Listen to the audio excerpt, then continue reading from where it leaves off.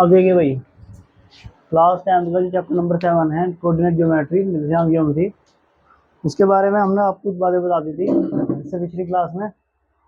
अब इसके बाद इसमें हम बात करेंगे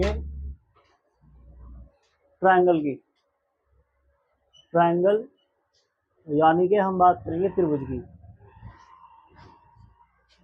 की।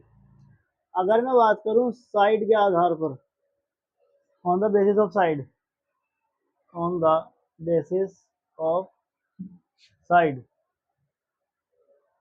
भुजा के आधार पर, भुजाओं के आधार पर आपके जो त्रिभुज होते हैं, जो ट्रायंगल होते हैं, त्रिभुज किसे कहते हैं? जिसके अंदर 3 साइड होती हैं, ये है ना। इसके अंदर क्या होता है, कोई भी ये ट्रायंगल कहलाता है। इसके 3 तो ये हेड हैं, एक हेड ये है, एक हेड ये है, एक हेड ये है, ठीक है। हेड को इंग्लिश में बोलते हैं वर्टेक्स और हिंदी में बोलते हैं शीर्ष। इसके 3 शीर्ष हैं, ए, बी और सी। क्या बोलते हैं इन्हें? शीर्ष बोलते हैं। क्या कहते हैं? वर्टेक्स कहते हैं, ठीक है। एक वर्टेक्स ये रहा, एक वर्टेक्स ये रहा, एक वर्टेक्स ये रहा।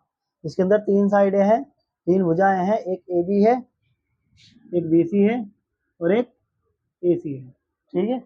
ये 3 साइडें हैं इसके अंदर। इसमें 3 ही कोण बन रहे हैं। एक कोण ए बन रहा है, ये जो कोण किसे कहते हैं, एंगल किसे कहते हैं, कि जब दो रेखाएं एक दूसरे को जिस झुकाव पर मिलती हैं, एक रेखा ये है, एक रेखा ये है, ये दोनों रेखाएं जब जिस बिंदु पर एक झुकाव पर मिलती हैं, वो आपका इनके बीच का जो स्पेस है, ये क्या कहलाता है? कोण कहलाता है, एंगल कहलाता है, ठीक है।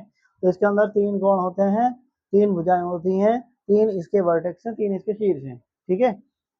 अब सुनो बात, भुजाओं के आधार पर त्रिभुज 3 तरह के होते हैं। पहला है समबाहु। समबाहु, देखो साइड को इंग्लिश में एक वर्ड और कहते हैं जो कि है लेटरल, और भुजा को हिंदी में एक वर्ड और कहते हैं जो कि है बाहु।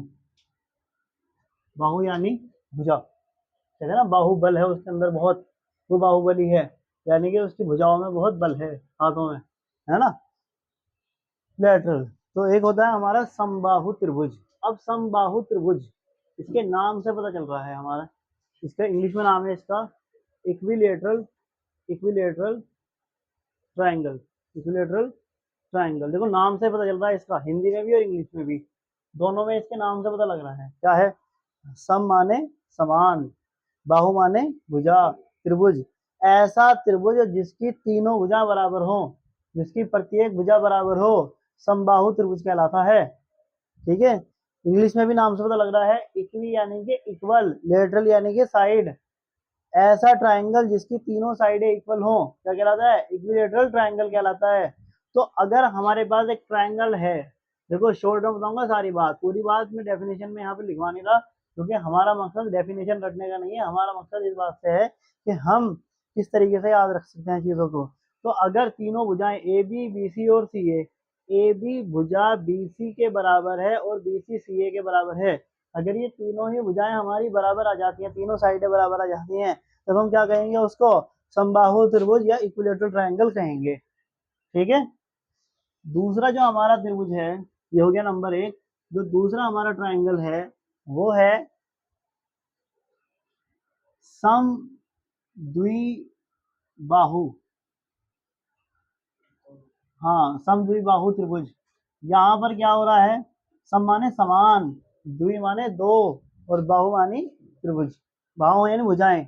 तो ऐसा त्रिभुज जिसकी दो भुजाएं समान हो, समबाहु त्रिभुज कहलाता है। हम इंग्लिश में इसको कहेंगे आइसोसेलेस, आइसोसेलेस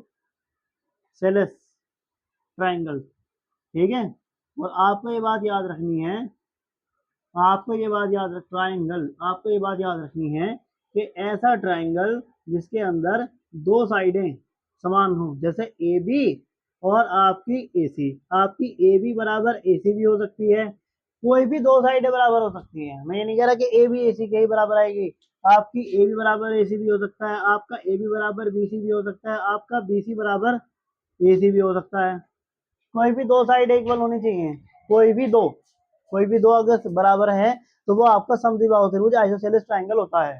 ठीक है, इसमें तो तीनों ही साइड एक बनाएंगी, ए बी बी सी और सी ए। सी ए को हम ए सी भी पढ़ सकते हैं।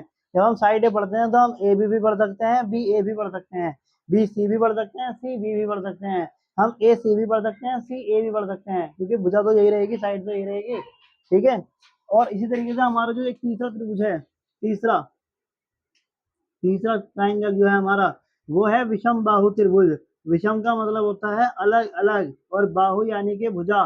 तो विषम बाहु त्रिभुज, विषम बाहु त्रिभुज हम लोग उसको इंग्लिश में बोलते हैं scalene triangle, scalene triangle, scalene triangle बोलते हैं। ठीक है, और ऐसा त्रिभुज जिसकी तीनों भुजाएं अलग अलग हों, ए बी और सी, तीनों भुजाएं अलग अलग हों, ए बी बराबर ना हो बी सी के और बी सी बराबर ना हो सी ए के या ए सी के, तो ऐसी भुजाएं हमारी क्या कहलाता है? ऐसा त्रिभुज हमारा विषम बाहु त्रिभुज कहलाता है।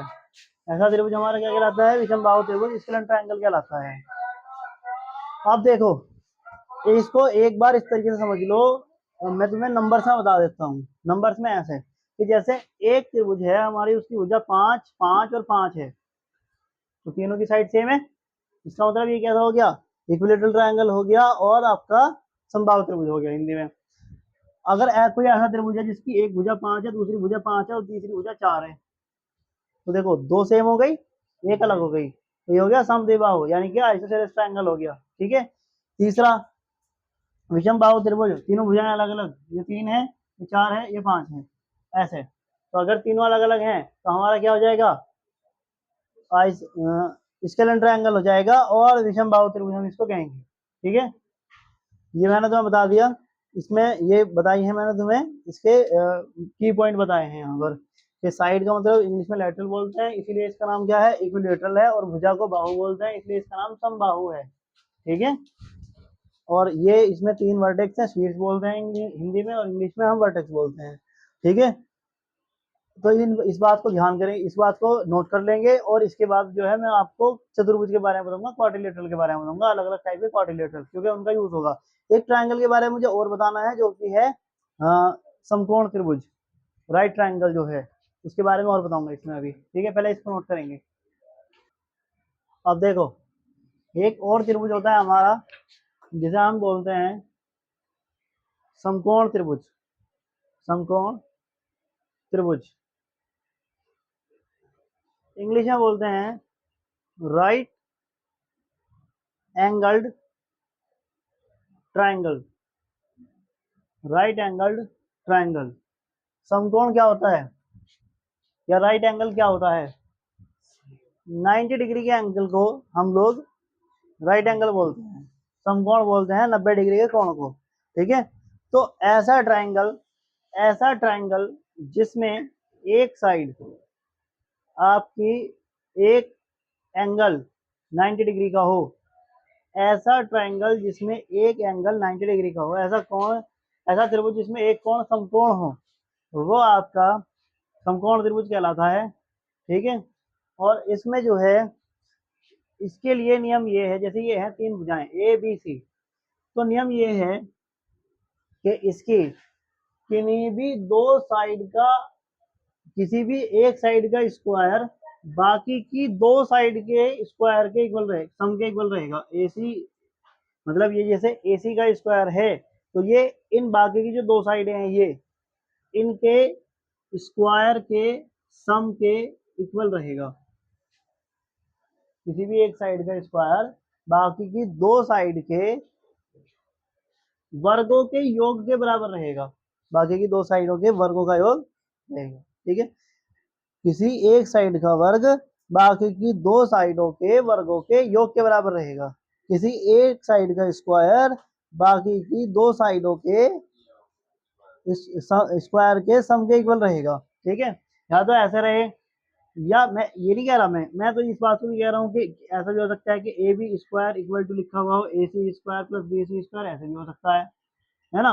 मैं तो ये कह रहा हूँ कि ऐसा भी हो सकता है, क्या पता B C square equal to हो जाए A B square plus A C square, ऐसा भी हो सकता है ना? कोई भी दो साइड, किसी भी एक साइड का स्क्वायर बाकी की दो साइडों के स्क्वायर के सम के इक्वल हो सकता है। किसी एक साइड का वर्ग बाकी की दो साइडों के वर्गों के योग के बराबर हो सकता है। ठीक है, तो ऐसे ये हमारा भुजाओं के आधार पर हम ये नियम बताएंगे।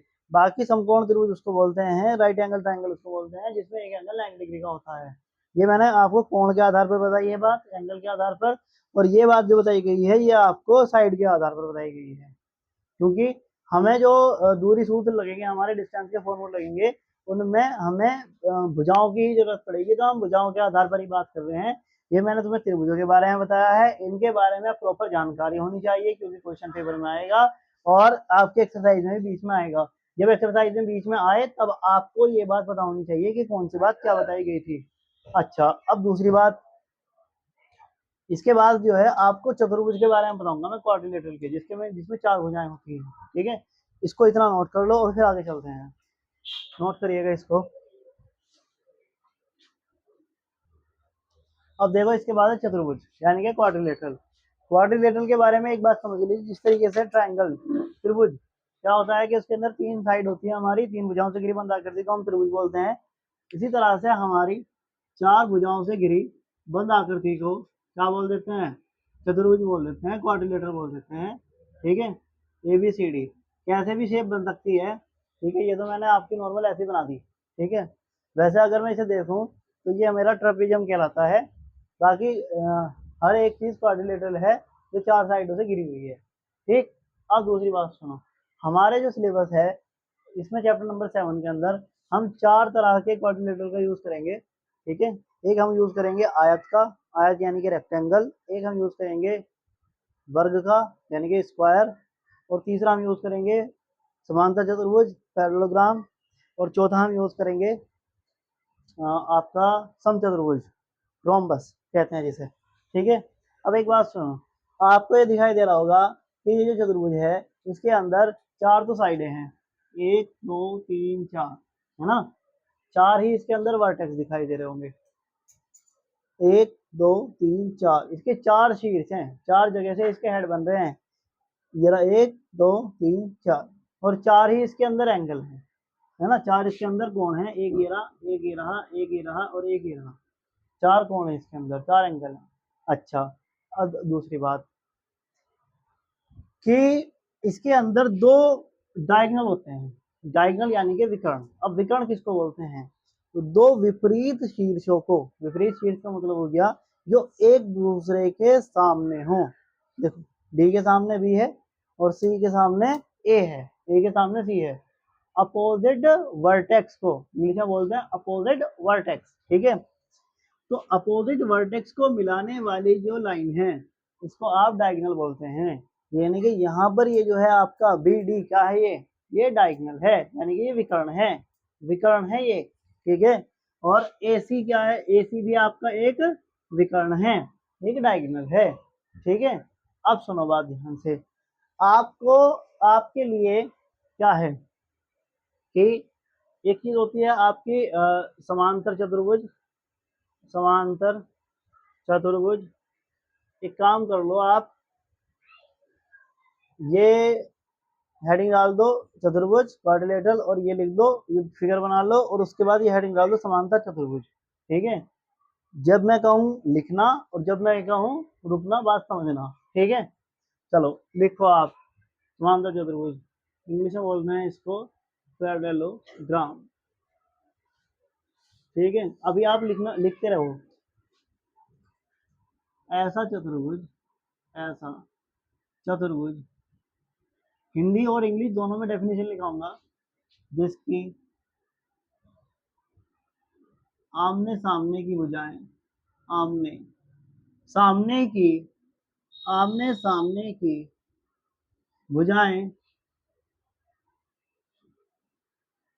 बराबर और समांतर होती हैं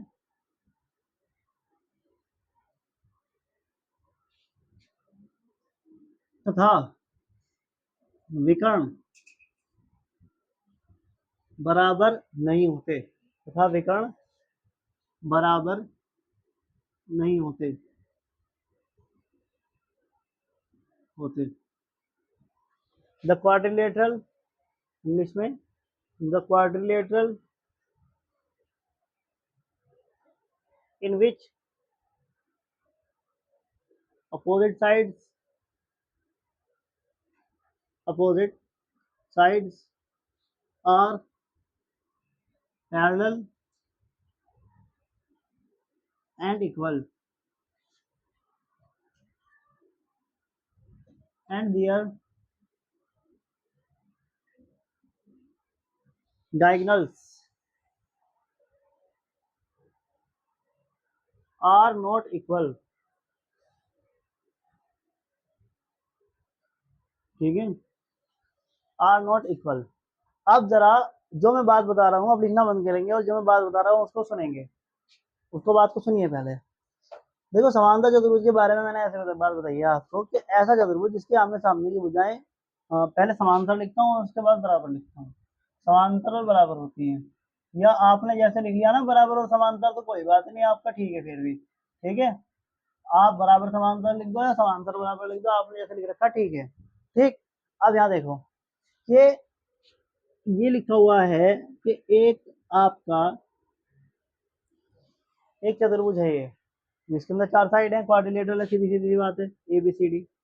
ठीक है, चलो इसके जैसे ही बना देता हूँ कि ए बी सी डी।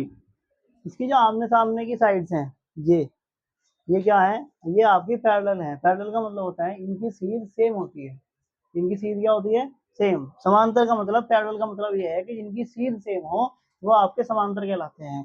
देखो जैसे जिस सीध में ये है उसी सीध में आपकी ये वाली साइड है ना, ये वाली भुजा है, और जिस सीध में आपकी सीधी ये है उसी सीध में आपकी ये है।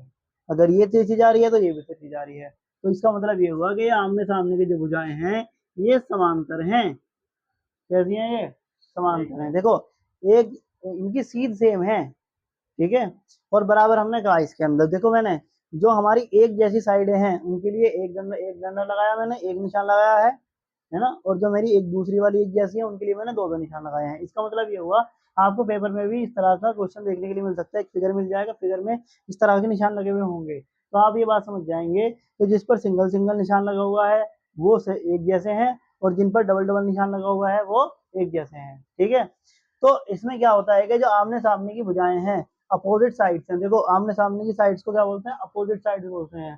ठीक है, तो ये इक्वल होती हैं।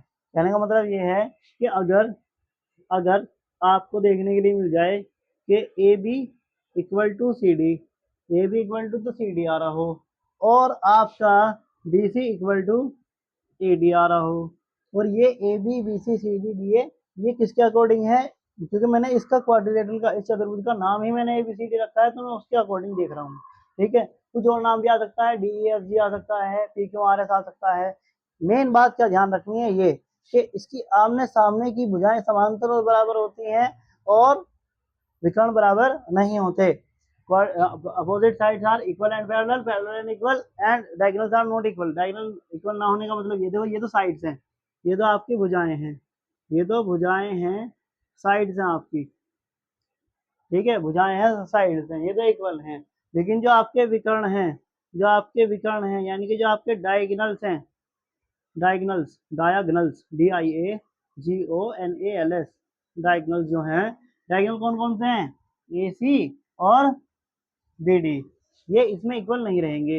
ये कैसे इक्वल नहीं रहेंगे आपको पता लग जाएगा जब आप क्वेश्चन को सोल्व करेंगे, तब वहां पर जो ए सी का मान होगा वो बी डी के इक्वल नहीं होगा, और ए बी और सी डी बराबर होंगे, बी सी और ए डी बराबर होंगे, तब आप ये कह देंगे कि इनके जो अपोजिट साइड्स हैं पैरेलल और इक्वल हैं, इनकी आमने सामने की भुजाएं बराबर और समांतर हैं, तो आप ये कह देंगे कि ये एक समांतर चतुर्भुज है। क्योंकि सवाल में, क्वेश्चन में आएगा सवाल इस तरह से कि ये बताओ कि ये जो चतुर्भुज है वो किस तरह का चतुर्भुज है, क्वाड्रिलेटरल किस किस टाइप का है ये। ठीक है, इस तरह से क्वेश्चन आ जाता है एग्जाम में।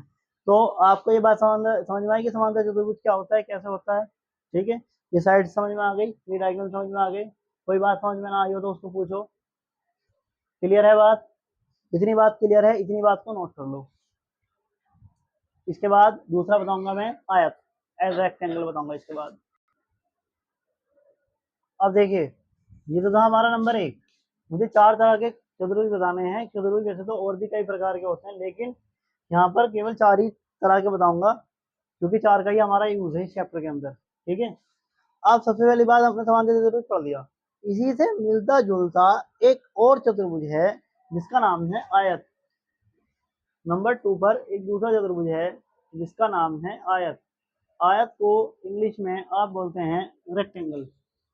क्या बोलते हैं? रेक्टेंगल बोलते हैं। ठीक है, रेक्टेंगल बोलते हैं। और देखो, जो हमारा समांतर चतुर्भुज है उसके अंदर तो आमने सामने की भुजाएं बराबर हैं, समांतर हैं, लेकिन विकर्ण बराबर नहीं है। लेकिन जो आयत है वो भी इसी तरह से होता है कि इसमें आमने सामने की भुजाएं बराबर और समांतर होती हैं, तथा विकर्ण भी बराबर होते हैं। इसमें विकर्ण भी बराबर होते हैं। ठीक है, the quadrilateral in which opposite sides are parallel and equal and their diagonals are also equal, उनके diagonals भी इक्वल हों तो वो आपके क्या कहलाएगा? वो आपका आयत यानी कि रेक्टेंगल कहलाएगा। ठीक है, और आप जो है यहाँ पर नॉट इक्वल का निशान हटा करके इक्वल का निशान लगा देंगे, क्योंकि साइड तो पहले से बराबर समांतर हैं और अब विकर्ण भी बराबर हो गए, तो इसलिए हमारा ये क्या हो गया? एक आयत हो गया। ठीक है, इसको आप इस डेफिनेशन को नोट कर लेंगे, सेम टू सेम ऐसे ही नोट कर लेंगे आप बस। ठीक है, आयत जो फिगर बनता है आयत का वो बन जाता है ऐसा सीधा, क्योंकि इसमें ईच एंगल 90 डिग्री का बनता है ना, ए बी, और ये आपका सी और ये आपका डी। आप ए बी और सी डी बराबर कहोगे और आप बी सी और ए डी बराबर कहोगे, साथ ही साथ जो है आपके विकर्ण भी बराबर रहेंगे। ठीक है, बस आयत का फिगर ऐसे ना बन करके ऐसे सीधा बन जाता है, क्योंकि ईच एंगल इसमें 90 डिग्री का होता है। ठीक है, तो आप जो है इस चीज को नोट कर लीजिए। ठीक है, नोट कर लीजिए और फिगर भी दूसरा बनाइएगा जैसे बताया है मैंने। ठीक है, डेफिनेशन नोट करिए अच्छे तरीके से और नोट करिए इसको। अब देखो, एक तीसरा चतुर्भुज है हमारा समचतुर्भुज। समचतुर्भुज देखो, जैसे इसके नाम से पता लग रहा हमें, इसको इंग्लिश में बोलते हैं रोम्बस। क्या बोल देते हैं? रोम्बस बोल देते हैं। जैसे किसके नाम से पता चल रहा हमें? सम माने समान, चतुर माने 4, भुज माने भुजाएं। जिसकी चारों भुजाएं समान हो, जिसकी चारों भुजाएं एक जैसी हो, वो हमारा समचतुर्भुज या हमारा रोम्बस कहलाता है। ठीक है, इसकी डेफिनेशन भी हम ऐसे लिखेंगे, हेडिंग डाल दो और लिखो, वह चतुर्भुज वह चतुर्भुज वह चतुर्भुज जिसकी चारों भुजाएं बराबर होती हैं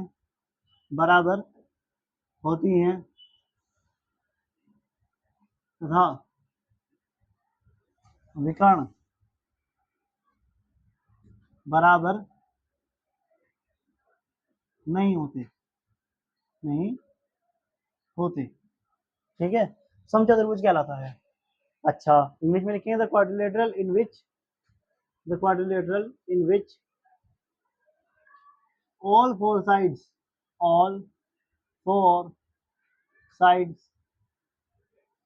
are equal and their diagonals are not equal। तो ऐसा चतुर्भुज हमारा, ऐसा क्वाड्रिलेटरल हमारा रोम्बस कहलाता है, समचतुर्भुज कहलाता है, जिसकी चारों भुजाएं। देखो अब सुनो बात, इधर पहले इधर देखिएगा पहले। तो एक हमने क्वाड्रिलेटरल बनाया, एक क्वाड्रिलेटरल, एक समचतुर्भुज, एक हमने चतुर्भुज बनाया। चतुर्भुज भी ऐसा जिसकी चारों भुजाएं बराबर हों, ऐसे कि ए बी, बी सी और सी डी और डी ए, ये चारों ही भुजाएं बराबर हैं। पिछली बार मैंने क्या किया था? मैंने आमने सामने की भुजाओं पर एक एक निशान और इधर इधर दो दो निशान लगाए थे, लेकिन इस बार मैंने क्या करा है? चारों ही भुजाओं पर एक जैसा निशान लगाया है, सिंगल सिंगल सिंगल। इसका मतलब क्या हुआ कि ये सारी की सारी भुजाएं एक समान है, एक दूसरे के बराबर हैं, एक दूसरे के इक्वल हैं। ठीक है, तो इनमें जो भुजाएं हैं आपकी, जो आपकी भुजाएं हैं, जो साइड्स हैं, वो तो आपकी इक्वल रहेंगी। कैसे? कि ए बी बराबर बी सी बराबर सी डी बराबर डी ए, ये तो आपके बराबर रहेंगे। लेकिन जो विकर्ण की बात करेंगे, विकर्ण की, ए सी की और बी डी की, तो ये विकर्ण आपके बराबर नहीं रहेंगे। विकर्ण जो आपके डायगोनल्स हैं वो आपके इक्वल नहीं रहेंगे। ठीक है, कि ए सी बराबर नहीं है बी डी के, A C not equal to B D. ठीक है, इतनी बात नोट करिए। कोई बात पूछनी हो तो उसको पूछो, और आई होप आपको समझ में आया होगा। इसे नोट करिएगा, नोट करिए इसको। देखिए ये था इसका तीसरा टाइप। अब जो है हमारा एक लास्ट रह गया है, इस चैप्टर के अकॉर्डिंग लास्ट रह गया है। यूं तो चतुर्भुज कई प्रकार के होते हैं, ठीक है, एक काइट भी होती है, पतंग, एक आपका ट्रपेजियम भी होता है। ठीक है, हाँ नहीं बेलन अलग होता है इसमें। अब एक बात सुनो, चौथे नंबर पर जो है आपका वर्ग है, क्या है, वर्ग। वर्ग, वर्ग को इंग्लिश में बोलते हैं हम स्क्वायर। स्क्वायर क्या होता है, स्क्वायर वो होता है जिसकी चारों साइडें, चारों भुजाएं बराबर होती हैं, इसके विकर्ण भी बराबर होते हैं तथा विकर्ण भी बराबर होते हैं, विकर्ण भी बराबर होते हैं। हाँ सेम है ये, इसमें बस इतना फर्क है कि जो समचतुर्भुज है उसमें विकर्ण बराबर नहीं होते, और जो वर्ग है उसमें विकर्ण बराबर होते हैं। ठीक है, the quadrilateral in which all four sides are equal and their diagonals are also equal। ठीक है, और जो इसका चित्र बनेगा, फिगर जो बनेगा इसका, क्योंकि इसकी चारों साइड इक्वल रहती हैं और इसमें ईच एंगल 90 डिग्री का बनता है, तो इसलिए आप बिल्कुल सीधा फिगर बनाएंगे। ठीक है, ए बी सी डी, या ऊपर से लिखता हूँ ए बी और आपका सी और ये आपका डी। ठीक है, ये 90 डिग्री, ये भी 90 डिग्री, ये भी 90 डिग्री और ये भी 90 डिग्री, और चारों साइड इक्वल, और साथ ही साथ जो है इसका डायगोनल्स हैं वो भी आपके इक्वल रहेंगे। तो diagonals A C equal to B D रहेंगे, विकर्ण बराबर रहेंगे। ठीक है, इस चीज़ को आप नोट कर लेंगे और इन चीज़ों के बारे में आप जो है पढ़ करके आएंगे। ठीक है, आज के लिए इस वीडियो लेक्चर में इतना ही रहने देंगे। इससे पहले का जो चैप्टर नंबर 7 का लिंक है वो आपको डिस्क्रिप्शन के अंदर मिल जाएगा। इसके अलावा चैप्टर नंबर 1 और चैप्टर नंबर 4 क्लास 10th के जो चैप्टर्स हैं इनके लिए भी इनका लिंक भी आपको डिस्क्रिप्शन के अंदर मिल जाएगा। इसके अलावा जो इम्पोर्टेंट क्वेश्चन की सीरीज है यूपी बोर्ड के लिए और बिहार बोर्ड के लिए, उसकी जो पहली चैप्टर नंबर 4 से पहला जो वीडियो है उसका लिंक भी आपको डिस्क्रिप्शन के अंदर मिल जाएगा। ठीक है, तो इसको आप नोट कर लीजिए और इनके बाद उस वीडियो को भी देख लीजिएगा। चलिए सीखते रहिए, पढ़ते रहिए, कीप लर्निंग।